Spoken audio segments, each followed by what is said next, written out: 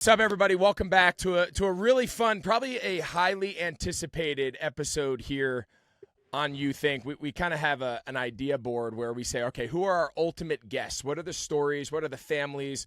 What are the personalities that best wrap up the ideas and the conversations we're trying to have here on our You Think platform? And at the top of the list are the Holliday boys. And I'm sure they're household names now and everyone understands, but Matt Holliday, obviously former big leaguer, all-star, everything.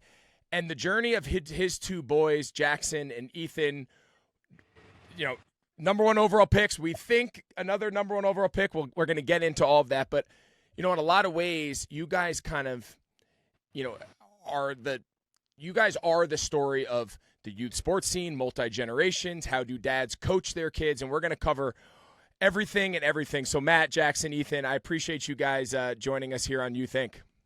Yeah, thanks for having us. Yeah, glad to be here. Well, I think it's pretty fitting. So just tell us where you guys are. So we're going to have some video to this. So like that feels to me like when you walk in, it's like this is where it all started. Like this is the origin story of the Holliday boys. Like where are you guys? So we have on our property, we have a barn. I say barn loosely, a metal building that has a batting cage in it and a pickleball court. And this is where we do a lot of our hitting stuff. But we've really only had it probably for almost 2 years now with a batting cage in it. It was just kind of a sport court type basketball setup. But the boys wanted a cage and I wanted pickleball. So we've transitioned it into pickleball and baseball. And so this is, we spend a lot of time here. I was telling you before we came on, this is the quietest space we have. We have lots of dogs and loud dogs. And so this is our best bet at quiet. And so here we are in our batting cage / pickleball arena. I love it. It feels like a very fitting location for us to have this conversation because we're going to dive into kind of the whole story and where it all started. But I guess first things first, and this is for the two boys. So Jackson, Ethan, feel free, one of you, to jump in. So your old man, right? He's a 300 lifetime hitter, 300 plus home runs, 1,200. I mean, the guy's done everything. So I guess the first question baseball fans around the country want to know, like, which one of you is better than him? Like, who's breaking all of his records? Like, who's going to sit at Thanksgiving and the holidays and be like, all right, I got the highest MLB batting average. Which one's it going to be? Hopefully both of us. Hopefully we can. Hopefully both can. Yeah. So Dad's going to be in third? We're going to try our best. You know, it's a long road ahead of us, but we're going to try our best. We got our goal. We've kind of have a loose goal of like having the most home runs in the family, or trying to do something like that. But I think Barry Bonds probably covers a lot of his dad's home runs. So we've got a long way to go, but. No, it's pretty awesome to have a dad that had such an unbelievable career, and we were lucky enough to be able to grow up in that and be able to go to the clubhouse and hang out. And but yeah, hopefully one day we can climb to the mountaintop. And is there like a bet? Is there a bet amongst the families, like when it's all said and done, like whoever's in last has to, like, is it like, you know, like fantasy football drafts where like the loser has to do something embarrassing? Is there any stakes on this? Maybe we should make one. We should make them right now. I feel like we should make them right now on You Think. We had one for lifting for me and him a long time ago, but the big guy tore his hip in half, so he's got no leg room in there, and so we can't. I think he kind of got disqualified. Matt, these guys don't understand how hard it is to get old. Yeah, I got hurt playing tennis a couple weeks ago. We had a couple bets on lifts. I think I'm still in a good place. Probably not the leg workout, just because as you know, when you get done playing, the motivation to do an extremely hard leg workout is just not quite what it used to be. So we had something on the line for that. But I definitely think that there's I'm open to having a competition and a bet that if they can't beat me in certain categories. Someday somebody has to cash in with something. So if you've got any good ideas, big or small, we're all ears. Well, with the amount of money you've probably spent on, I literally 5 minutes before I just came on here, I had to buy my kid now is playing middle school baseball, so now they're doing BB Core. So I don't even know what a BB Core bat is. Like when we were growing up, like you just used your buddy's bat. Like whatever bat they brought into the dugout, we used it. So I'm like researching BB Core bats, and he's telling me that this bat stinks. And I look at it, it's $500, and it's hard for me to believe it stinks. I almost feel like your swing needs to be a little bit better. So I can only imagine how much money you've spent. So maybe there's like hey, I'm keeping tabs here on all this. This batting cage ain't free. This barn you're in ain't free. These, I don't know if they're getting lessons because they're probably just doing it at home, but I'm sure their bill's pretty high that they could start paying off here one day. Yeah, I like that. I'll start keeping tabs. I'll write them a bill at the end of their career. If they can't beat me, then they'll pay it all back. Yeah. Tell my kids, it's like we got $500 bats. We got 3 hits. Like let's pick it up here. What the hell are we doing? All right, so Jackson, what you got to be a senior. You pretty much lived the life that your brother now is living. You've been there. You've gone through the highs and the lows and the ups and downs, expectation. When you guys are having those moments, like give us a little insight into what are you telling him? Like what can you share from your experience? Fame at a young age. We're seeing it more and more nowadays than ever before. With social media, we know who the best players are in Oklahoma. We know who the best players are in California from the time they were 12, 13 years old, going to Select Fest and all these things. So what is the advice you've learned from your journey that now you can pass and share, that you share with your brother, but now you can share with all of our listeners who may find themselves in a similar situation with their son or daughter? Yeah, I mean, a lot of what Ethan just said is kind of what I've been telling him as far as like kind of how he's been handling this year. I mean, I was lucky enough to get to play with him, and I mean, I wasn't the biggest deal going into my senior year. I wasn't expected to get drafted, even in the top of the first round. So high school baseball was really important for me, and it's kind of something that really helped show all of the gains that I made in between my last summer ball game and my first high school game was training and developing, and that senior year for me was really important, and it kind of led me to where I got drafted. But yeah, I think enjoying it and making it a priority to have fun and enjoy playing with your teammates in high school, because it's really the last time that you get to just go out and play, and you're not playing to earn someone's, I guess, like approval and get promoted and all that. I think high school baseball is really fun. And as far as travel ball, I think just playing for a team that values the right things, that was something that was important for us. That's why we played for the Scorpions, and we didn't go out and play for these teams that I guess pick their players and just like the coach said, all right, go out and play. We played for a coach that really was intentional about growing you as a person, teaching you the right things as far as being a man and also learning how to play the game the right way. I think honestly, all of my travel coaches growing up were very similar in that department from as long as I can remember. They taught the fundamentals of the game and how to play the right way, and as far as hustling on and off the field and controlling what you can control. And I was very, very fortunate to grow up and have a lot of really good coaches. And I mean, outside of him, obviously, he was fine. Yeah, he was all right. Dads, they don't know shit. Yeah. So whenever he was at the field, I was like I said, lucky enough to have a lot of coaches that were very, I guess, hands off when it came to hitting and kind of understood how to just teach us as little kids to play the right way. I love it. All right, so Matt, now I'm going to kick to you. So you see your boys, and one of them's journey is obviously very young. The other one is kind of the next phase now as he transitions to a full-time big leaguer, and obviously had the success he had early on in his big league career. So now just talk to us as dad, right? So for all the families that are listening, you have a son, a daughter. They show early, interest in sport. They show early abilities. Maybe they have some natural skill sets. Give us an idea of along the way when you knew it was time to push and encourage and challenge, and when you knew it was time to, okay, hey, this could be a little bit too much too early. I think that's probably the most common question and the most common issue that families are going through around the country is, how do I keep up and give my child every opportunity to be successful and every opportunity to keep up with the other kids he's competing against in your own town, team, community, whatever, but also understanding at certain age groups, there's different levels of appropriateness, right? There's different levels of seriousness and whatnot. So how did you manage that from the early days, and how do you still manage it now with a big league son and a high school senior? Yeah, I mean, look, I think if your kid has a passion to practice, I always told them, like, if you like to practice, then you have a chance to do this and pursue this at a high level. If this is something you want to do in your free time, is come over we want to go to the cages, I'll throw to you all day.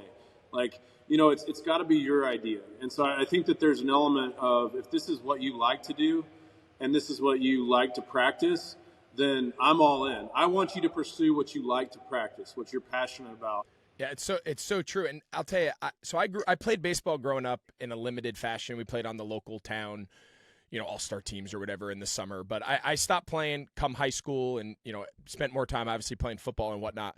So I've really learned more baseball now just as a dad, as a youth coach, as just being around my two boys who have played it since they were 5 and now they're in middle school and getting ready to kind of move on to school ball, which is awesome. So I don't have the brain for baseball. I'm the first one to admit it. Like, if I caught 1 out of every 3 passes, I'd jump off a bridge.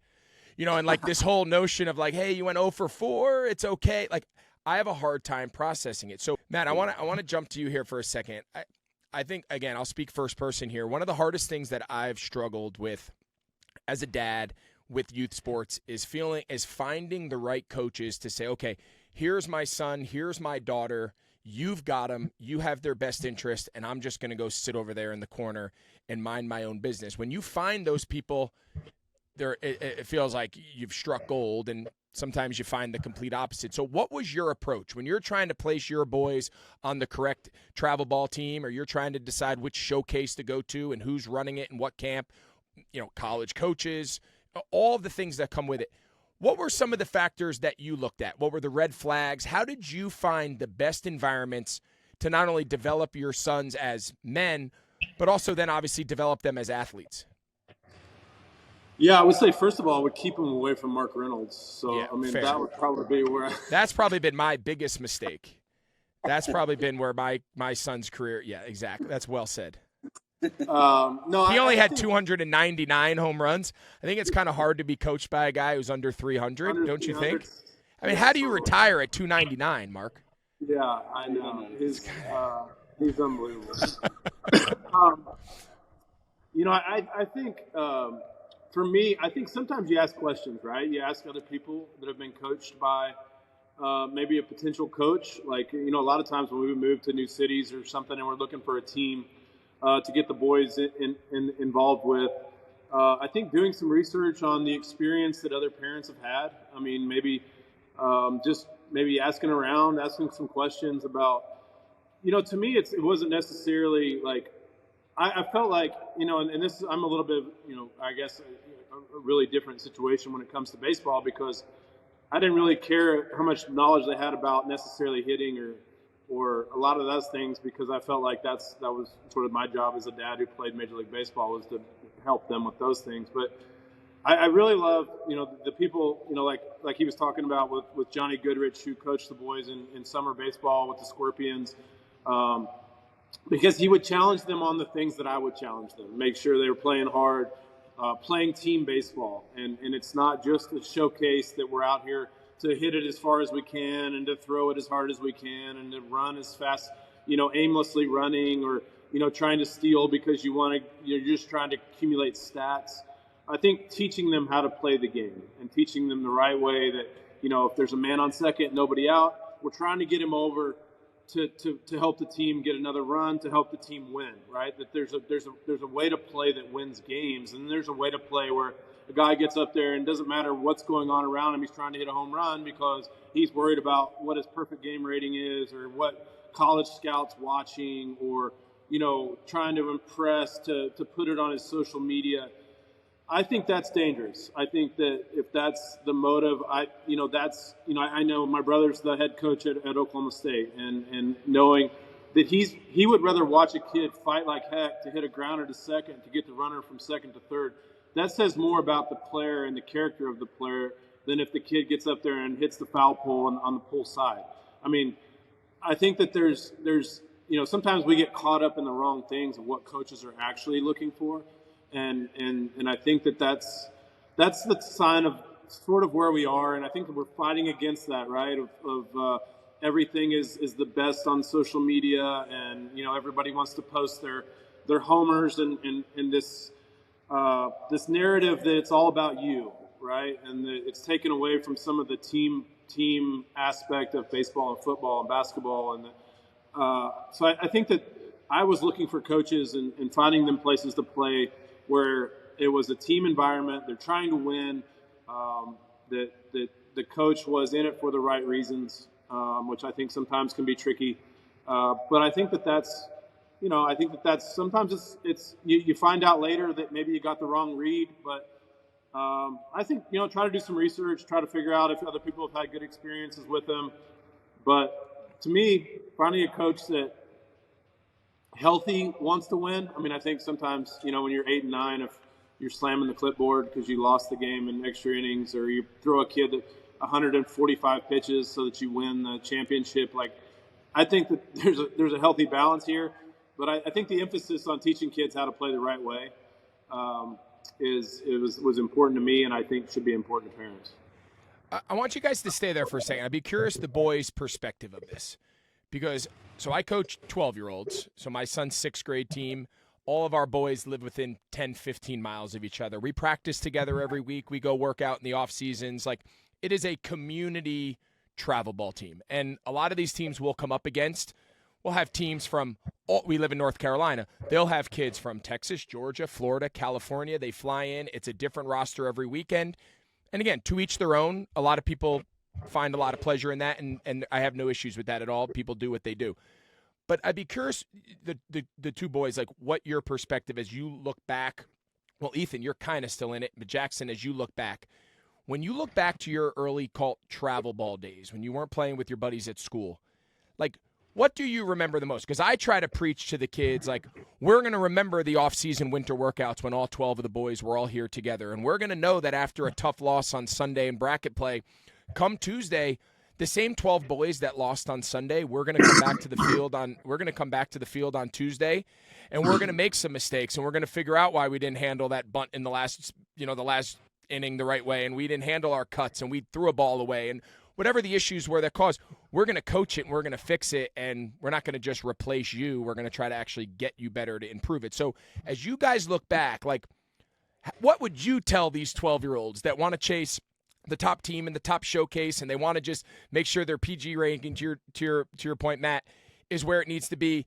Here in your shoes, as you look back to those 10, 11, 12-year-old years, like, what was important to you getting you to where you are now versus maybe what you thought was important when you were 10 or 12? Oh, man. I think, honestly, when I was 10 through 12, most of my memories are, like, going on, like, different trips with our team and, like, playing travel ball in, like, Kansas City, or, like, going somewhere else in Missouri and playing in the hotels and, like, ding-dong ditching people and, like, running through the halls. Like, that's what I remember the most. But I'd say one of my more memorable teams was when I was, like, 12 years old, and we were, like, one of the best teams in Missouri, and we went and rolled through every team and won every tournament. And I still keep in touch with some of the guys that were on that team, and I think we ended up having, like, 8 kids that went and played Division I baseball or something like that, something crazy. But I just remember having so much fun playing and winning tournaments and just playing the game the right way. And we like to play together, and we went to Myrtle Beach and won tournaments there and traveled all around Missouri. But that's what I remember. I remember we would hang out off the field and on weekends, and we were a pretty tight-knit group for 12-year-olds. Like you said, you got the same group of guys, and that's what we had. We didn't I didn't end up playing really travel baseball until I was about, I guess, 15, 16 years old was the first time I started traveling and not playing for, I guess, a local team. I mean, that's probably the latest. No, and I think it's a great point. So you're the number 1 overall pick. And when you're 10 and 12, granted, your teams are good. Don't get me wrong. We don't practice all year because I don't want to win. We're not big, like, into the whole losing thing. I say, you find me a good loser, I'll show you a loser. Like, we got to teach these kids that performance and practice and being held to a standard actually results in success, both individually and collectively. So I'm with you on the winning thing, and you win as many games as you can. But there was that community component where you are playing with your buddies and you're traveling and you're in the hotel and you're going for pizza after the game and hanging out. And then at 15, 16, I'm assuming you start going to play for some of those bigger national teams and you're flying in with other top future college kids or MLB kids where you're putting together really top-tier national teams to go against other very top-tier national teams. Is that kind of an accurate description of what you did?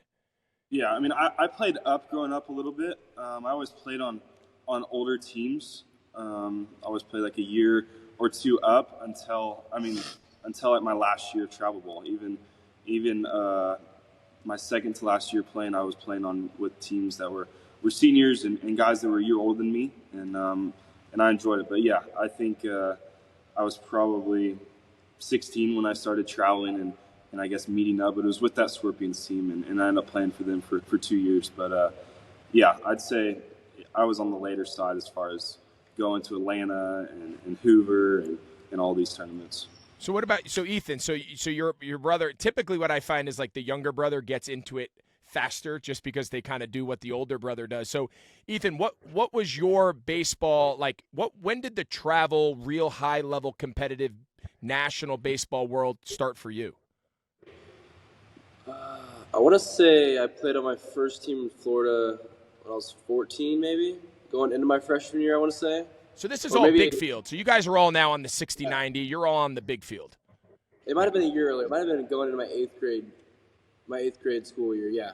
So pretty early, but like same with Jackson, like I played in Missouri with a really good team. We boat race teams, and we played in big tournaments in Missouri. Went to Kansas City, all these fun things. But we both played for the same summer coach in Florida named the Scorpions. Johnny Goodrich was our head coach. So just having him was huge during that whole process, and yeah, I mean, travel baseball is awesome. There's some amazing things in travel baseball, but there's also some things that I would recommend people just being careful with and not getting too caught up in the media. There's a lot of social media going around and travel baseball and youth baseball, and I know kids love it, but just not getting your head wrapped around it too much. So, I mean, travel baseball is great, and yeah, we had a good experience with all of our travel teams. That's awesome. Matt, speak for your brother. I know he's a coach at Oklahoma State, and obviously you guys have a close relationship with a lot of coaches all around the country. What would you say to the families that say your kid doesn't get recruited out of high school? Your kid's getting recruited off the summer circuit. He's getting recruited out of showcases. Go to everyone you can. None of the college guys care what he does for his high school team. Is that real, or would you counter that? Yeah, I don't think that's real. I mean, I think that obviously if you wind up in a pocket at the USA team, you know, there's a tournament that they have it's got a lot of the top travel teams in Cary at the USA complex, right? Yeah, that's not far from us. If you wind up playing in that tournament, yeah, there's going to be a lot of college coaches there, but there's also a lot of college coaches. So say you live in North Carolina, right? So at high school, the NC State coach, the UNC coach, the Duke coach, all those coaches, East Carolina, Norby will get mad.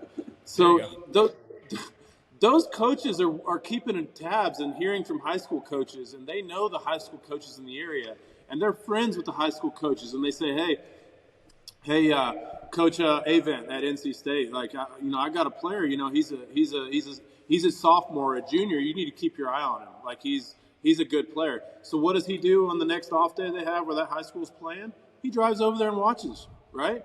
And so he invites them to camp. If kids want to get recruited, especially now that they've changed the rules a little bit where you can't get offered till your junior year and you can't take visits till your junior year, if you want to get recruited, you should go to camps of the schools that you want to go to.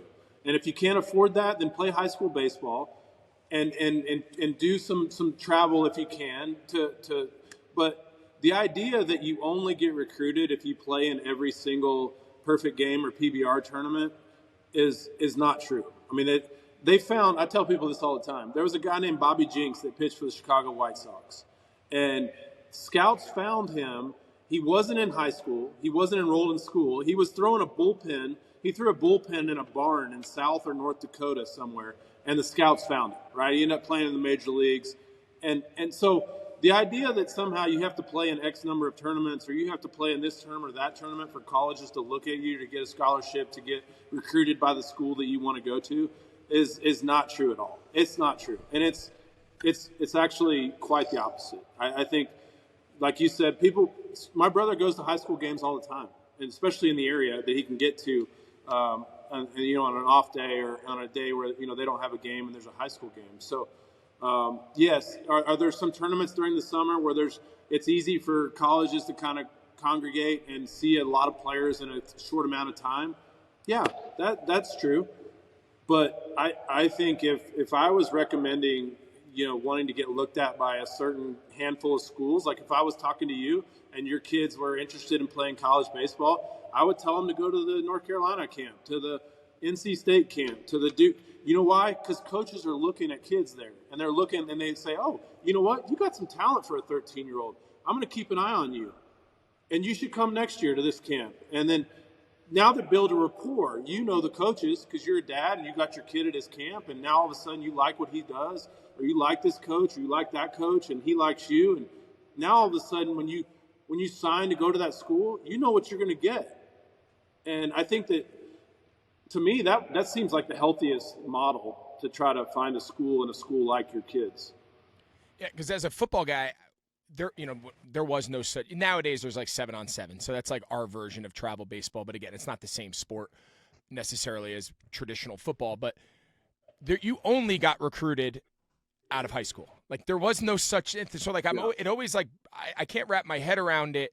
When I hear all these people like talking down about high school sports, that's why I love hearing Ethan. He's going to be the top pick in the draft, and he's sitting here saying, I can't wait to play high school baseball. I can't wait to play with my buddies. Like, I think that is so important for all these other families out there whose kid is not going to be the first overall pick in the draft, let alone have two, and say, nah, it's all about the summer. My high school team doesn't work. My coach doesn't know any of these coaches. And I just sit there and I look at them and I'm like, man, I don't know who's telling you this, but I don't know a lot about baseball, but that doesn't seem right. Like that doesn't seem like that's the way it goes.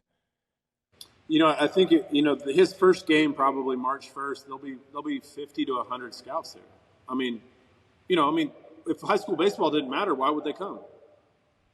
Right? Go. I mean, they've already seen him play in the summer. And so if high school baseball didn't matter, then they wouldn't bother coming to high school games. Yeah, but they'll be there. No question. And if I'm on your brother's staff and I'm at Oklahoma State and he says, hey, you need to go watch Ethan Holliday. He's not my nephew. He's just the next best player in the area. I want you to go watch him. You know what? I'm coming to watch him.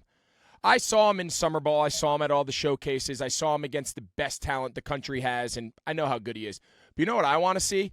I want to see how he interacts with his buddies. I want to see how his teammates that know him, that go to school with him, if he strikes out, they come and slap him on the ass in the dugout, or they kind of look away and go, shit, he ain't that good. He's an asshole. Like, I could learn more about watching Ethan playing in a high school game with the people who know him the best and the community that knows him the best, better than if he flew in to play on the best team in the country and he's just out there saying, hey, I just got to worry about me. Score means nothing. These aren't my buddies. These aren't my friends. I'm out here just trying to get mine. I can learn more about him in 2 innings watching him play high school baseball. And he could strike out every time, and I don't even care. Like, that's not why I'm there. So I couldn't agree with you more, man. You could learn high school sports is where you learn who you are, what you're about, and the way everyone else treats him in the dugout will tell you how he treats all of them throughout the course of the year. Totally agree. Yeah. I totally agree. That's been our experience as well. Well, all right. I got one more question for each boy, and I'm going to let you guys roll. All right, so, Ethan, I'm going to start with you. Just touch one more time, just going forward. Give me your goals. Give me what is, I'm going to step back. What does your life look like between now, high school graduation, and then, again, summer draft, and we'll let all that sorted out. Like, I think it's so easy for my 13 and 12-year-old boys to follow you on PG and follow you on all the showcases and play in the All-American games and go, this kid is so good. He hits the ball so hard. I don't think they really know what you do on a daily basis to be the best player in the country. Like, give us an idea of your schedule, your day, your routine. What do you do that goes into what then everyone sees when they show up at the ballpark? Yeah. Well, I don't go to school. I do online school, so that's kind of a. Oh, no, hold on. We can't skip over that. You're burying the lead. Hold on. Why? You just have enough credits? Or, like, how do you not go to school? Now my kids are like, see, Dad, you don't know shit. So when COVID happened, they offered a virtual, online version of high school here in Oklahoma, in Stillwater. Right. And so Jackson, nobody was going to school for a while. Right. And then they kept the same program. So basically, you can still do your school online here and be a Stillwater High student, but you just, because it's block scheduling, so you have 4 classes. So he has 4 online classes. So every kid in America, right? Every kid in America right now is going to mom and dad saying, "See, I want to be the number 1 pick." All right, so now tell me your day, because I'm fascinated. Tell me your day. It sounds incredible. So it sounds like my day. Yeah. I don't sleep till 11. Jackson said I sleep till 11. I don't sleep till 11. What time did you get up? This morning I woke up at 8. 8. That's a good time. That's a good time. Yeah. I got up at 8. We drove an hour and a half to Tulsa. We did our speed work and our agility. We drove home. We're doing this now, and then I'm about to go to practice, and then I'm going to lift after practice, and then I'm going to hang out with the family, and then go to sleep. So, but obviously, this is a public school? Yeah. Yeah. So this is a public school. Are you the only, how many other kids on your team do this? There's 3 kids that do it full-time, and then, probably half the team does it. They do, 1 or 2 classes. I love it. So, in essence, again, all joking aside, for what the future looks like over the next couple months for you, you're really just able to get a head start on what pro ball / college ball, whatever direction you go, it's going to resemble more of what that schedule will look like. You're just getting a little bit of a head start. Yeah, no doubt. I mean, we spend usually the whole day doing some sort of training to help us in baseball, whether it's lifting, going to the speed guy, hitting, taking ground balls, doing extra stuff before practice, doing extra stuff after practice, going to sporting events. We love going to sporting events. We really respect. I really respect other athletes. I love watching them perform the stuff that they put so much time in. But I mean, yeah, we get after it. Jackson's been here for 3 months or so, and we've gotten after it every single day, and we'll continue to do that. We've always done that. It's something I love. I love getting better every day. I love just thinking 1% better every single day. I like to think earning my shower. I like to earn my shower at the end of the day. So, that's good. Yeah, I wanna get after it, and we eat super healthy. We eat super clean. That's kind of been engraved in us since we were little with my mom and dad. So, yeah, we dedicate a lot of time and energy into being I guess great baseball players, but also great humans, and so we get after it. I'm jealous. I'll be honest. I'm jealous. That sounds incredible. You guys, when I tell you, have been at the top of my list of how do I get these 3 guys all together and just tell your story as sons, as brothers, father. I can't thank you guys enough. Hey everyone, what's up? It's Greg Olsen. I just wrote the very first issue of the Youth Inc. newsletter, and I wrote it for you. Whether you're a parent, a coach, an athlete, this newsletter is here to inform, inspire, and entertain anyone who cares about youth sports. Go to youth.inc/newsletter and sign up today. It's free, it's for our community, and we are just getting started. We all want youth sports to be better. Join the movement.